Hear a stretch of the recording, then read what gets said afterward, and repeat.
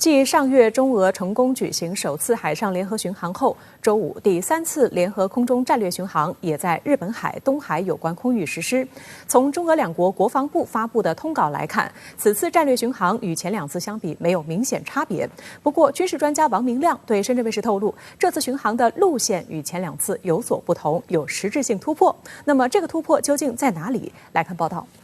中华人民共和国国防部和俄罗斯联邦国防部联合宣布，周五，中国与俄罗斯两国空军为亚太地区组织实施联合空中战略巡航。中方派出2架轰6K 飞机与俄方2架图95 MC 飞机联合编队，为日本海、东海有关空域组织联合巡航。飞行期间，两国空军飞机严格遵守国际法有关规定，未进入其他国家领空。中俄两军开展的第3次联合空中战略巡航，旨在进一步发展中俄新时代全面战略协作伙伴关系，提升双方战略协作水平和联合行动能力，共同维护全球战略稳定。此次行动是中俄两军年度合作计划内项目，不针对第三方。这次巡航呢，应该是我们这个年度训练计划的一部分，是个正常进行的活动。我们发言人也说了，我们不针对任何第三方。但是呢，我想从中我们也可以解读出几个信息。一个就是标志着中俄的这种战略协作伙伴关系又发展到了新的高度。我们这是第3次了嘛。第二呢，两个国家的空军，我们在提升这种跨国的联合作战能力方面，我们在推进的这么一个实际举措。第3就是我们虽然不针对任何一个具体的第三国，但是我们都知道最近一段时期在这个地区的安全形势是不那么稳定的，所以这个时候两个大国，我们要站出来表达我们的维护和平稳定的这么一种姿态和决心。另据俄罗斯总统新闻秘书佩斯科夫透露，联合巡逻飞行时间超过10小时。什么叫战略巡航？战略巡航其实是在第2次世界大战结束以后，在国际舞台上一些大国经常的采用的一种军事力量、空中力量运用的方式。它的特点呢，它是以远程轰炸机以及它可能携带的具有战略打击能力的弹为主要特征的，它是进攻性是比较强的。第二就是它的长航时大范围，飞行的距离也非常远。它的目的呢，主要是宣示我在国际公域的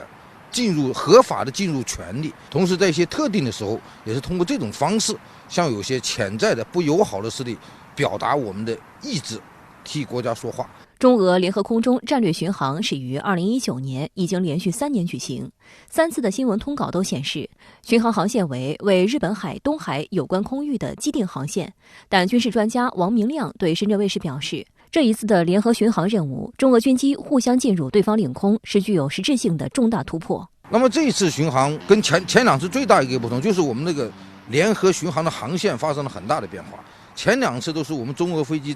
大概在对马海峡以南，就是在这个东海这个位置，差不多是东海这个位置汇合以后，向北穿越对马海峡进入到日本海，然后再转一个圈再出来，然后再解散。这一次非常不同，我们是直接从北往南这么巡航过来的。我们进入日本海的点在哪儿？在俄罗斯边境。俄罗斯军机它是先垂直向南进入到中国东北境内，我们的飞机从东北境内起飞汇合，再向东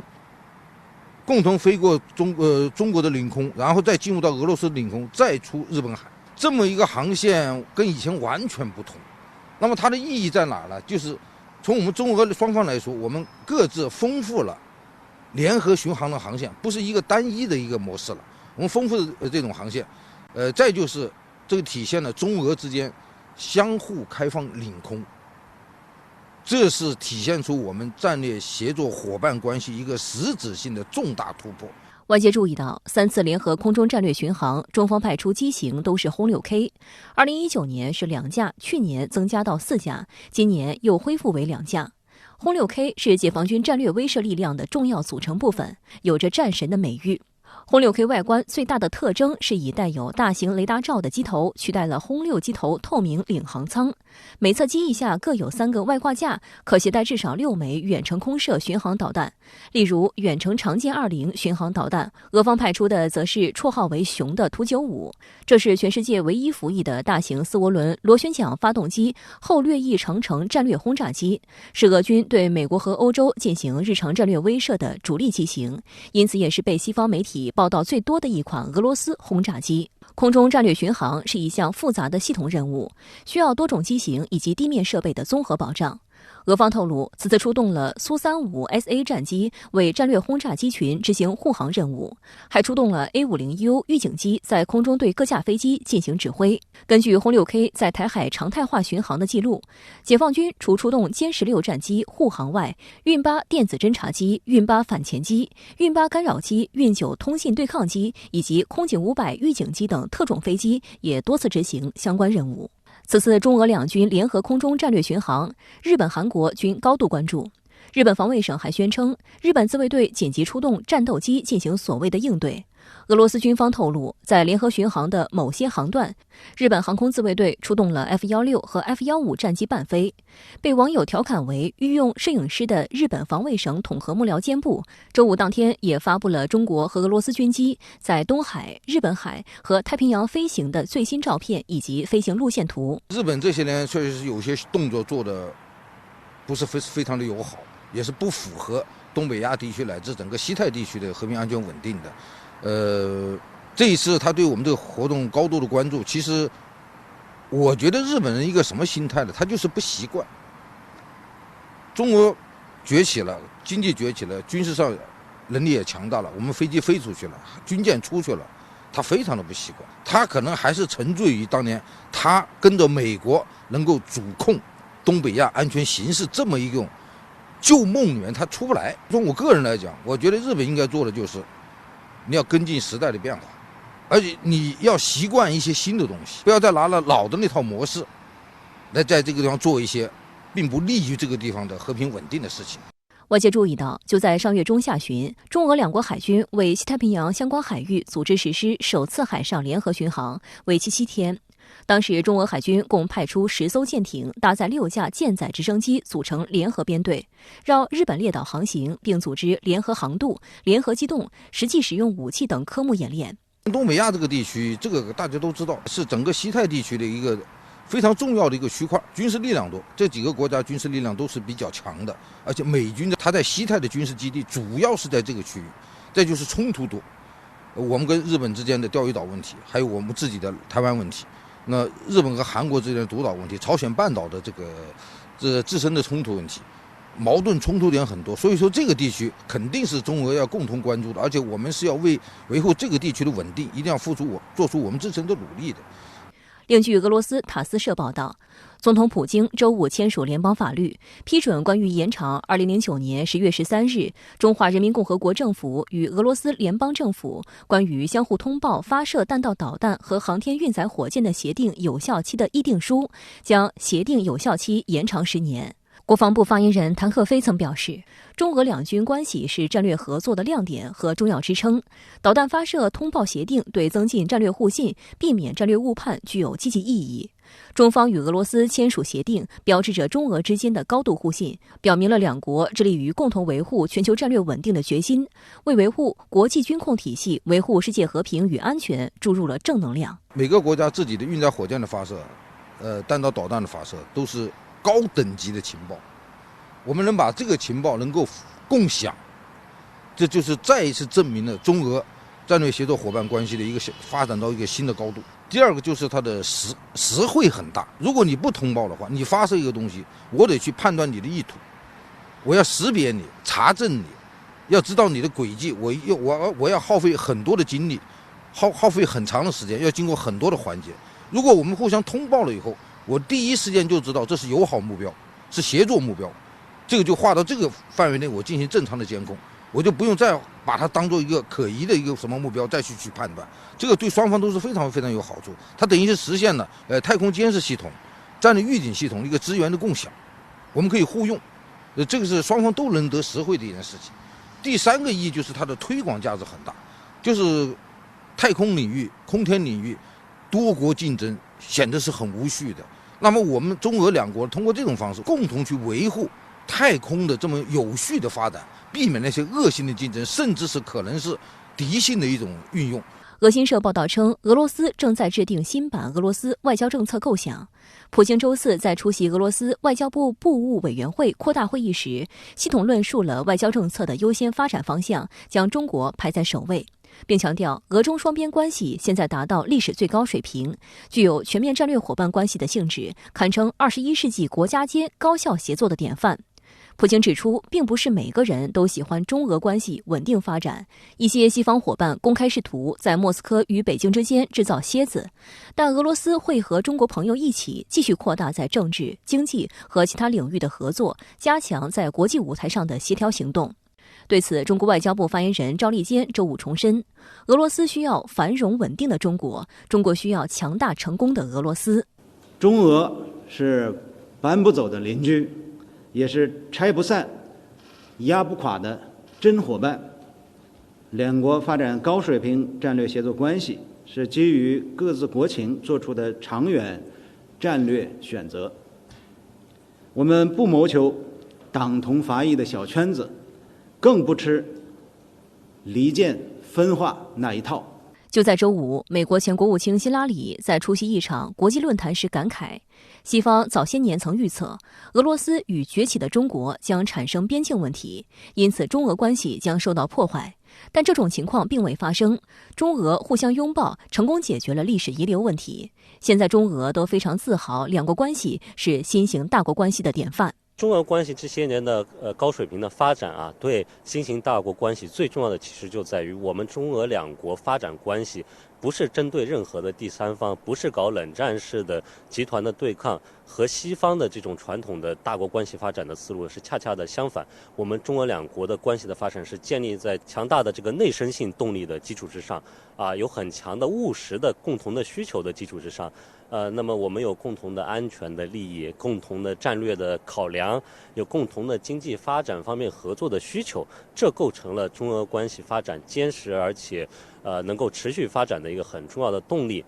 那么我想未来中俄两国关系呢还有很大的发展的空间。距离北京冬奥会开幕还有近3个月，周五，俄罗斯总统新闻秘书佩斯科夫宣布，总统普京收到了在北京冬奥会开幕之际访华的邀请，在所有细节达成一致后，俄方将与中方共同宣布这一行程。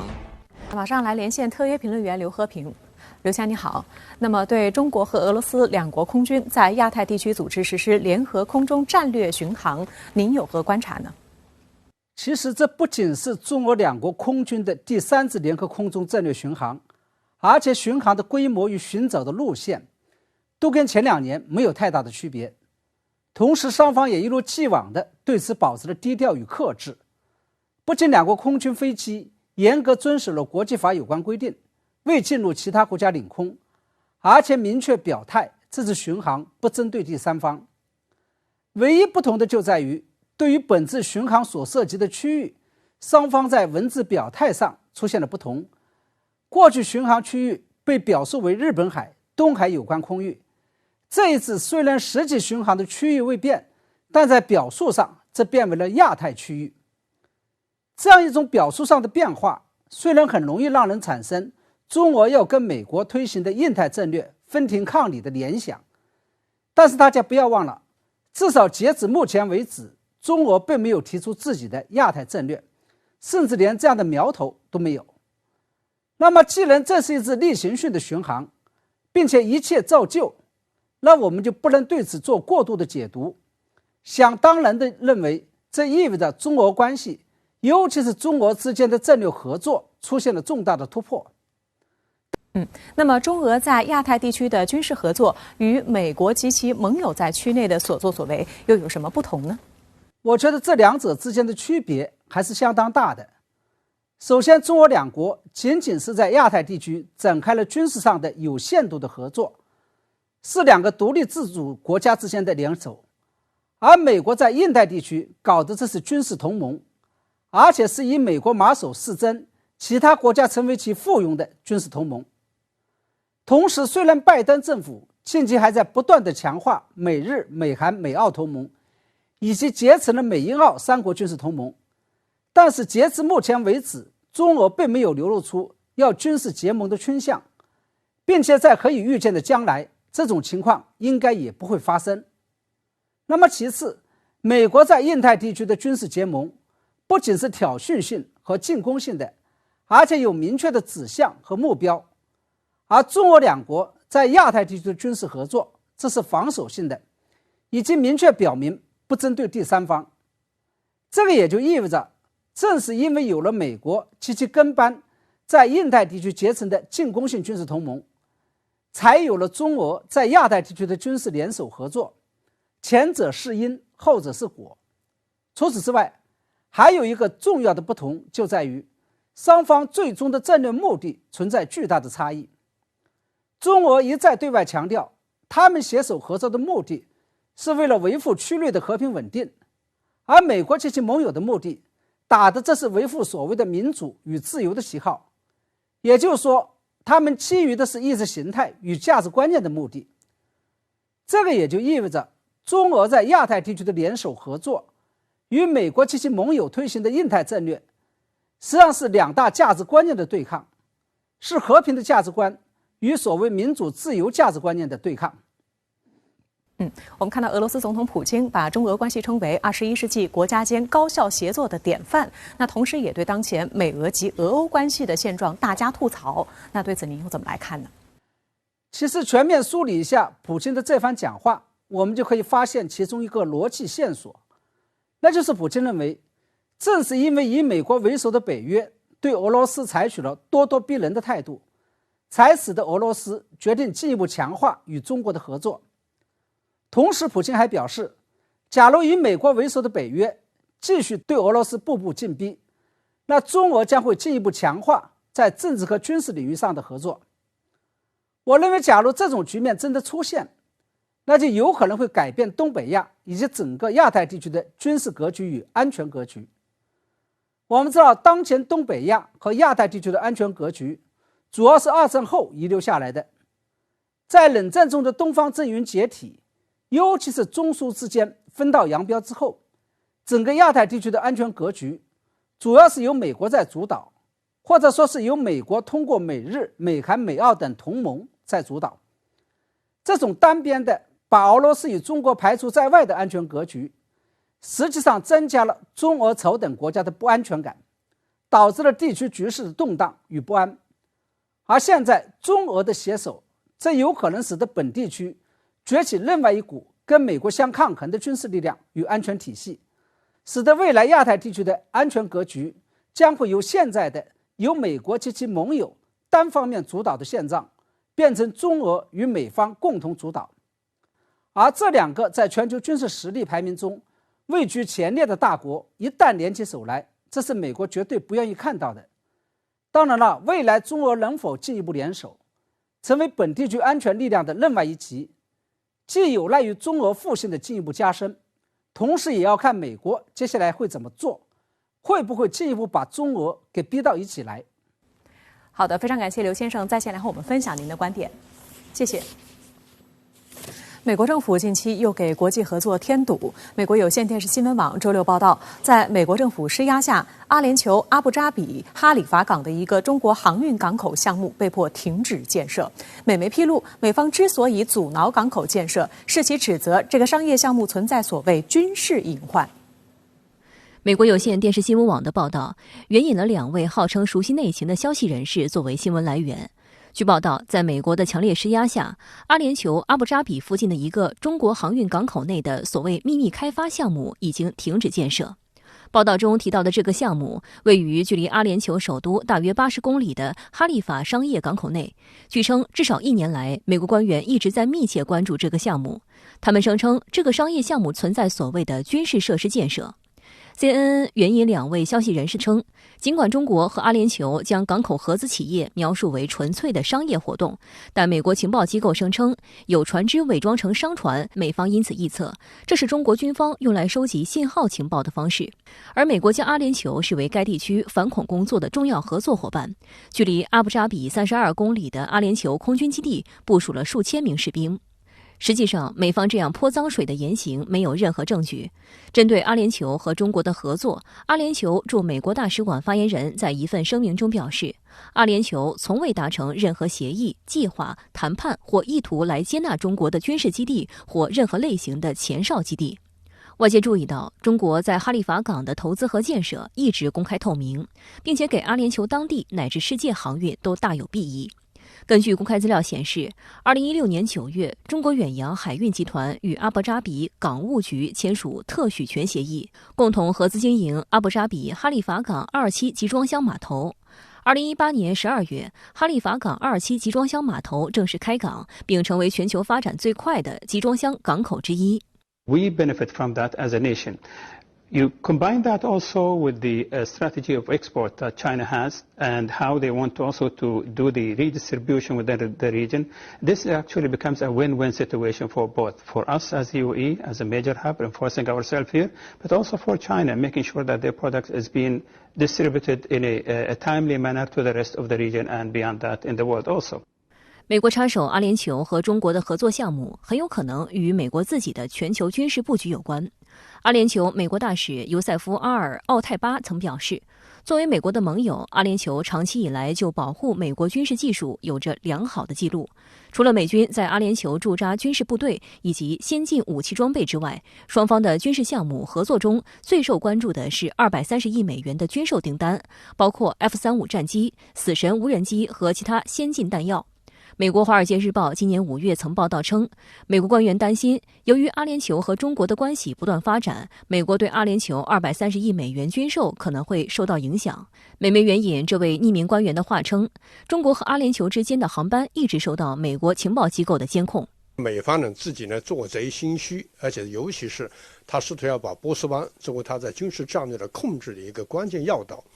所以中国在这个地方的这种合作，美国就视为是对美国的军事的一种所谓的威胁，那么是对美国军事的一些活动的监视。实际上它是一种以小人之心度君子之腹，因为我们的合作完全是一种正常的经济的这种合作。美国不是第一次阻挠中国在海外的港口建设。2015年，中国企业租借到澳大利亚的达尔文港，租约为99年。该港口位于澳大利亚北部城市达尔文，这里不仅每天海运繁忙，而且驻扎着美国的海军陆战队。近年来，迫于美国的压力，不断有澳大利亚要撕毁协议的消息传出。我们发现呢，美国凡是炒作的几个港口，刚才你提到的2个例子，达尔文也好啊，或者这个阿联酋呢，它有一个特点。那都是美国在全球地缘战略当中的重要节点，是美国想要加强自己的军事基地。因此呢，美国呢是一直在用造谣的这种污名化手段来污蔑中国的海外港口建设。在拜登政府上台后，近期不断有美国官员在世界各地游走，推销美国的基建项目。据法新社报道，当地时间周五，美国国务卿布林肯在尼日利亚表示，美国将非洲视为主要地缘政治力量，可以为非洲带来体现民主价值观的实在利益。布林肯声称，美国方法将是可持续的、透明的和价值驱动的。他同时暗示，其他国家提供的基础设施交易可能是不透明、强制性的、债务难以管理的，对环境具有破坏性，并不总是使实际生活在那里的人们受益。对此，尼日利亚外长杰弗里·奥尼亚马反驳了美国就中非合作提出的怀疑。俄罗斯卫星通讯社则报道称，奥尼亚马强调，尼日利亚不存在对中国贷款的依赖问题，该国的债务情况是可持续的。奥尼亚马指出，尼日利亚工业化需要基础设施，而与中国合作可补给庞大的资金缺口。他对中国有能力实施资本密集型项目给出高度评价，用一种所谓的债务陷阱的方式来指责中国可能通过这个对非洲国家的贷款来对非洲国家进行所谓的这个经济上的这种控制。实际上这完全是一种无中生有，甚至是他以自己的过去西方殖民主义的强权政治的方式来压制或统治非洲国家的方式来衡量中国，这完全是牛头不对马嘴。美国官员在国际合作中污蔑中国的言行，显然不利于中美关系的发展，也对全球发展没有好处。周六，国务委员兼外长王毅在全球智库大会上发表视频致辞，就中美关系深入阐明立场。王毅表示，作为最大的发展中国家和最大的发达国家，中美能否处理好彼此关系，攸关世界前途命运，是两国必须一起回答好的世纪之问。王毅表示，合作共赢是历史发展的正确方向，全球化的时代潮流不可逆转，搞孤立主义、保护主义必然是损人害己。中美利益已深度交融，任何联合博弈的结果只会是两败俱伤。只有坚持互惠互利，共同发展，才能行稳致远。拜登上任以来，极力拼凑各种小圈子围堵中国。其中，美国在亚太地区的忠实盟友澳大利亚甘愿充当厄华马前卒，不断发表错误言论抹黑中国。近期更是在台海问题上对华叫嚣。中国驻澳代办王希宁接受澳媒采访时质问澳方：澳大利亚变成挥舞砍刀的好战者了吗？另一方面，此前高调门指责中国的澳大利亚总理莫里森，周四突然话锋一转，称非常期待与中国展开高层接触。莫里森的态度为何突然发生180度大转变？恶化的中澳关系会因此而有转圜吗？来看报道。澳大利亚总理莫里森周四在参加一场活动时，公开驳斥了澳大利亚放弃与最大贸易伙伴及中国进行对话的说法。他表示，澳大利亚一直都非常期待与中国展开高层接触。We welcome that dialogue whenever the Chinese president and others ministers within the Chinese system are happy to meet with Australia. Australia is always very open to that dialogue and engaging that dialogue at whichever opportunity they seek. 外界注意到，莫里森这番表态与以往相比可谓180度大转弯。就在几天之前，他还在高调门指责中国。不久前，与莫里森同属自由党的参议员帕特森在欧洲议会上大放厥词，诋毁中方分裂民主国家，鼓动民主国家共同抵抗中国干预。中国驻澳使馆对此向澳国会表示坚决反对，并提出投诉。结果，澳方不仅拒不认错，莫里森本人也跳出来，扬言他会永远捍卫澳大利亚所谓言论自由。仅几天时间，莫里森就换了一副嘴脸，连澳媒都忍不住感叹出人意料。观察认为，莫里森的转变显然与中美元首视频会晤有关。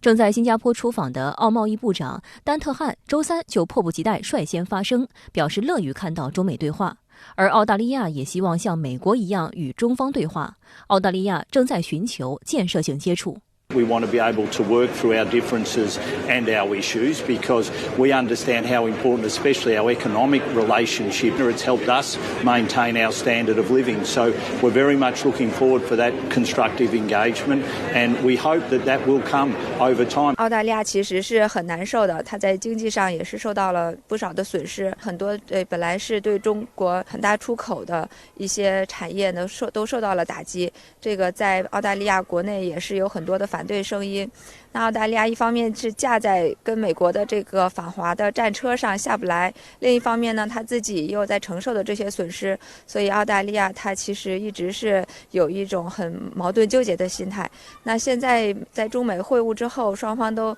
发出了这个关系缓和的这么一个信号和意愿。那澳大利亚，我觉得他还是希望能够顺着这个趋势吧，能够下台阶。针对澳方接连发出的愿意与中国对话的表态，中国驻澳大利亚临时代办王希宁在接受英国卫报澳大利亚版专访时直言，中澳会谈需要恰当的氛围和具体成果，不能为对话而对话，也不能空谈。澳方高级官员不断说中国是威胁，不断说澳大利亚可能会卷入中国某些地区的军事冲突，这没有给开展部长级会谈营造有利环境。 The talk may happen anytime, but we need preparation, both in terms of political atmosphere and of technical preparation. So it may happen anytime, but we need a suitable environment, and we need talk about the substance in advance. 卫报分析认为，王希宁言下之意是，澳方近期行为不利于创造双方举行高层会晤的环境，因为眼下澳大利亚政府仍将中国视为所谓威胁。不久之前，防长达顿甚至多次叫嚣军事介入台海。在如此恶劣的环境下，澳大利亚难以恢复与中国的对话。中方的这个态度非常明确，就是说，如果要想止损，如果要想恢复中澳对话，那么就必须呢终结目前澳大利亚的一些疯狂的反华政策，尤其是在台湾问题上，这是中国的核心利益。你不要指望一方面在践踏中国的核心利益，另一方面还要这个通过对话来稳定中澳关系，这个事情是显然不可能的。所以说，我想呢，其实恢复中澳之间坦诚的建设性的对话难不难呢？关键取决于澳大利亚怎么做。王希宁在采访中表示，自自从两国建交以来，中国对澳政策从未发生改变。但过去几年，澳方对于中国政治、经济、贸易和技术进步等方面的观察都相当片面，甚至出现恶意解读。这导致澳对华采取一系列消极行动和消极政策，包括澳政府2018年禁止华为参与澳大利亚 5G 网络建设，今年早些时候取消澳维多利亚州与中方签署的一带一路合作协定，以及对中国企业设置的投资壁垒等等。而这些动作和政策都以极不尊重中方的方式进行，冷酷而武断。 But no such effort has been made. And also, you know what happened to our journalists. You are a journalist. You know what happened to our journalists in Sydney. They've been brutalized by certain agencies from your government. So this is not the way to treat a partner, particularly to treat China. 外界注意到，中澳关系近2年来急剧恶化，很大程度上是因为澳大利亚在对华政策上盲目跟随美国，甘愿充当恶华马前卒。王希宁说，澳大利亚追随美国对华发起消极举动，对中澳关系来说是致命的。为了配合美国围堵中国，澳大利亚近期更是与美英缔结3边安全伙伴关系，建造至少8艘核动力潜艇，引发地区国家深切担忧。对此，王希宁在采访中对澳大利亚发出灵魂拷问。 Trying to acquire a nuclear-powered submarine certainly have an impact on the ongoing non-proliferation system. So are you going to be a naughty guy? People know that a nuclear-powered submarine is designed to launch long-range attack against a target far away. So who are you going to attack? You are no longer a peace lover, a peace defender. You become a saber wielder in certain form. 事实上，莫里森周三在经常发表抹黑中国报告的智库澳大利亚战略政策研究所发表讲话时，就毫不悔改地提到和美英共同签订的核潜艇协议，并反复说要与志同道合的国家一起合作，保证一个自由开放的印太地区。澳大利亚悉尼先驱晨报周6发文指出，澳大利亚仅仅依靠美国是不明智的。当世界2个超级大国试图通过对话谈判达成一种新的战略对等时，在印太地区带头叫嚷所谓经济胁迫、侵犯人权、危害国安等口号以对抗中国的澳大利亚，在外交上几乎打光了所有子弹，骑虎难下。文章援引政治学者的话称，澳大利亚早应认清，配合美国对中国采取种种消极行动，最终坑害的是自己。好，相关的话题我们来连线特约评论员张思南。张先生你好。那么，美国国务卿布林肯在访问尼日利亚时，首次阐述拜登政府的非洲政策。他并未直接提及中国，也否认要非洲国家在中国与美国之间选边站。那对此您怎么来看呢？主持人好，与他的前任蓬佩奥2020年2月的非洲行相比，布林肯这一次可以说是收敛太多了。蓬佩奥当时可谓极尽污蔑抹黑之能事，妄称中国在非洲的广泛投资就是巨额债务陷阱，旨在掠夺非洲资源，迫使非洲依附于中国，遂行新殖民主义等等。同时，蓬佩奥还扬言，与美国在经济和安全上进行合作，才是非洲国家最为正确的选择。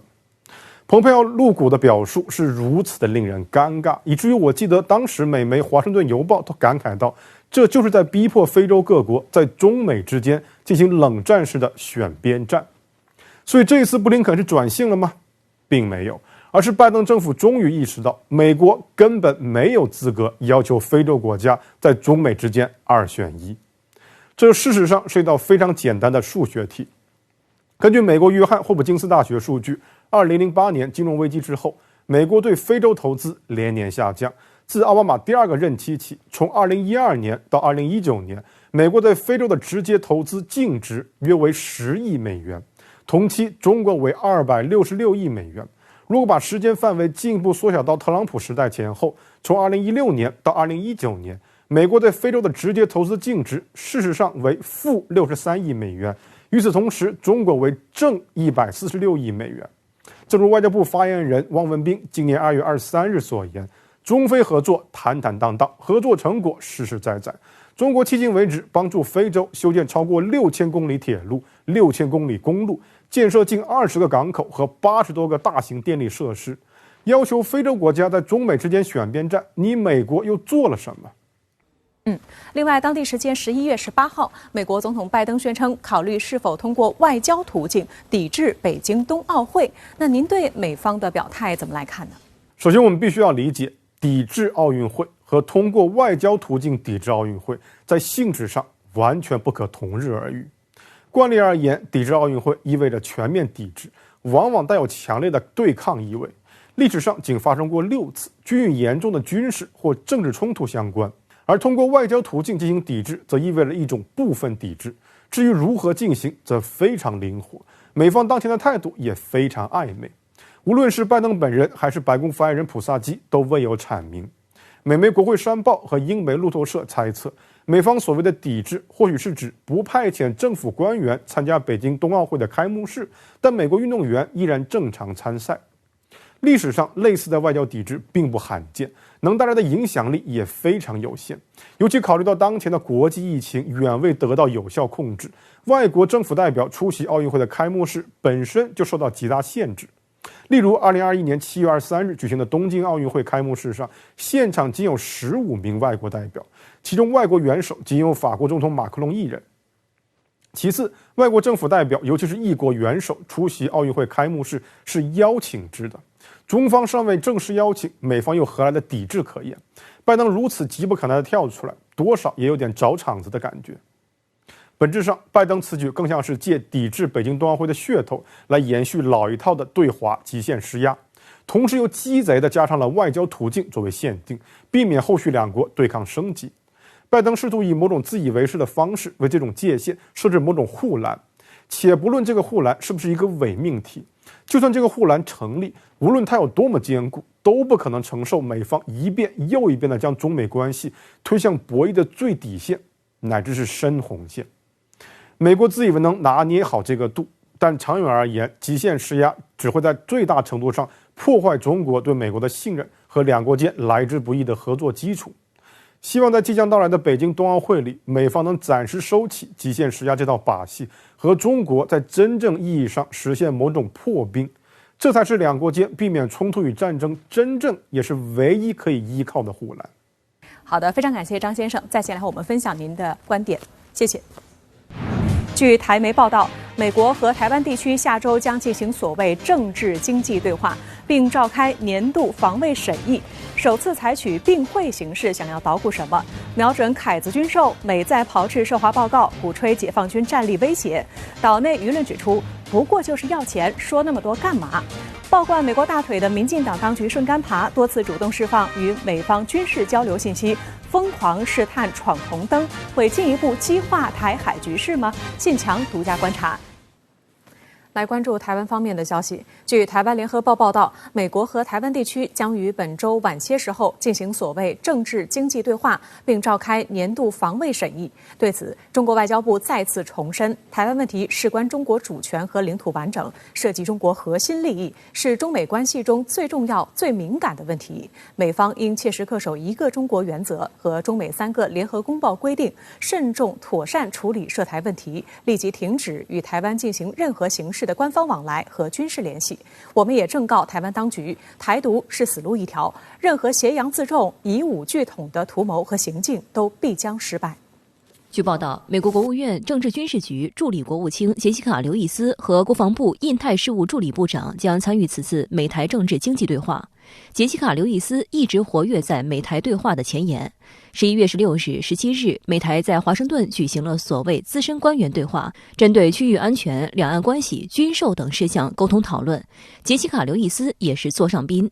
有消息人士称，这场所谓资深官员对话实际上就是美台政治军事对话和防务检讨会谈，这是美台在拜登政府任内首次举行。今年最特别之处是，这次会谈采取并会方式进行。有消息指出，并会是美方提出的要求，其中防务检讨会谈则是美台防务部门最重要的对话平台。依照惯例，台当局在会中会与美方代表讨论新一波的所谓建军需求，作为未来对美军购的参考。但这次台方出席的是台当局领导人办公室副秘书长徐思俭，而非熟悉防务事务的台当局安全机构副秘书长陈文正。这样的安排引发不少揣测。2019年，美国国务院主管军政事务的官员公开承诺，将与台湾展开所谓政治军事对话。之后时任国务院政治军事事务局助理国务卿库珀在社交媒体推特上主动公开了与时任台当局驻美代表高硕泰的会面照片，并附文称美国致力于与台湾展开政治军事对话。这是首次有美方官员提到美台政治军事对话，而为了能够向台湾卖更多的武器，美中经济与安全审查委员会当地时间11月17日公布2021年度报告，用539页报告的篇幅探讨了台海形势。报告臆测称，解放军已有能力对台湾发动网络攻击、导弹攻击和封锁等行动，已具备或很快就能够取得初步犯台的能力。报告鼓动美国国会应该授权和拨出款项，让台湾从美国购买军备，提供资金在印度太平洋地区部署巡航和弹道导弹以及其他军火，同时增加监控的资金。对于这份报告，台湾中时新闻网评论称，整篇报告只有一个重点，就是要钱。有台湾网友也留言表示，言下之意就是赶快掏银子出来就对了。美国每出一份报告，台湾就要喷军购经费。还有网友说，美国鼓吹民进党当局买武器，其实只是想掏空台湾。一段时间以来，美台在强化军事联系方面动作不断。11月2日，中时新闻网等台媒爆出，有40名台海军陆战队人员日前到关岛的美军新建基地内，接受为期1个月的台美陆侯2栖联合登陆作战训练。台防务部门负责人邱国正也证实此事，称台美交流合作已经实行很久了，有一些层级的互动也是交流的一环，不需要多做揣测。不过，关岛邮报引述关岛总督格雷罗的话称，关岛驻地美军官员已否认此事，并称相关报道是一则刻意制造的假新闻。关岛邮报报道还提到，美国驻夏威夷印太司令部尚未回应该媒体置评的请求，印太司令部公共事务办公室则称不对这些报道发表评论。这应该不是假新闻，而且这不是一次了，今年也不是第一年。事实上，据我们所知，在过去这么多年里边，就是美台之间的小规模的军事互相的这个培训，和联演，其实一直没有中断过。陆海空三军都有。那么我们现在看到，之所以现在美方提出来这么一种说辞，其实还是出于为了不要让台湾岛内当局过分的兴奋，过度的在曝光类似这种信息，引起中国大陆的强烈不满，甚至直接损害中美关系。值得注意的是，这不是民进党当局第一次主动释放台美军事交流的消息。10月26日，蔡英文在 CNN 采访中一句“没有大家想象的那么多”，承认了美军在台湾的存在。有分析认为，蔡英文在采访中提到在台美军，看似轻描淡写，实则刻意为之，借由 CNN 采访宣告美军确实有人在台协助训练。随后，媒体透露了更多在台美军细节。CNN 在10月28日援引美国国防部数据称，在台美军人数已经从2018年的10人增加到今年早些时候的32人。而岛内媒体则披露称，台当局此次所强调的美军协训，是指美台今年刚实施的特种作战合作组计划。所谓的特战合作组，每队约10人，由具有各种军事专业特长的美军特种部队官兵组成，领队是少校，每半年轮换一次，协助台军各兵种特战部队提升战力。今年第一批次的特战合作组，就是年初前往台湾教授海军陆战队特战突击艇作战能力的美军陆战队特战人员。他试图利用现在中美之间不断加剧的战略博弈，而且台湾当局认为台湾当局可以从中有机可乘，公开证明，美军在台湾有所谓驻军。那事实上，这是可以说是严重的挑衅一个中国原则，连美方都不敢承认的，就是这么一种事情。蔡英文公开把它挑出来，那么事实上其实也是为了就是想把美国拖下水，把美国绑架。这可以说是蔡英文未来会采取了这个对美和对大陆的政策的一个基本的一个他的可以说意图，或者是这么一个设计方案。